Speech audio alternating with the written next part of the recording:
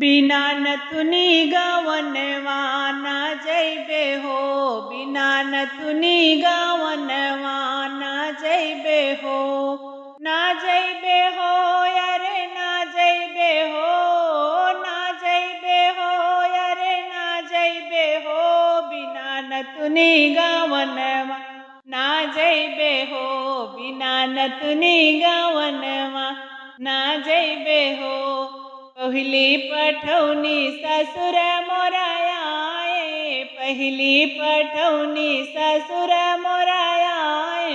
वही बुढ़वा के संगवा ना जइबे हो, वही बुढ़वा के संगवा ना जइबे हो,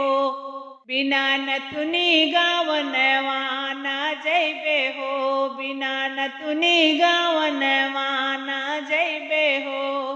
दूसरी पठौनी जेठ मोरायाए, दूसरी पठौनी जेठ मोरायाए,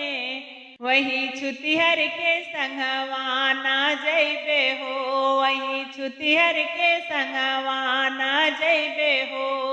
बिना नथुनी गवनवा ना जइबे हो, बिना नथुनी गवनवा ना जइबे हो।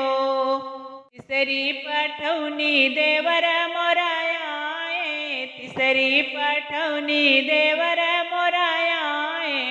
वही लड़का के संगवा ना जइबे हो, वही लड़का के संगवा ना जइबे हो, बिना नथुनी गवनवा ना जइबे हो, बिना नथुनी गवनवा ना जइबे हो। चौथी पठौनी बलम मोरायाए, चौथी पठौनी बलम मोरायाए, चली जाबई बिना नथुनी गवनवा, चली जाबई बिना नथुनी गवनवा, चली जाबई बिना नथुनी गवनवा ना जाबे हो, बिना नथुनी गवनवा ना जाबे हो, ना जाबे हो अरे ना जाबे हो, ना जाबे हो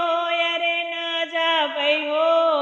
बिना नथुनी गवनवा ना जाबे हो, बिना नथुनी गवनवा ना जाबे हो।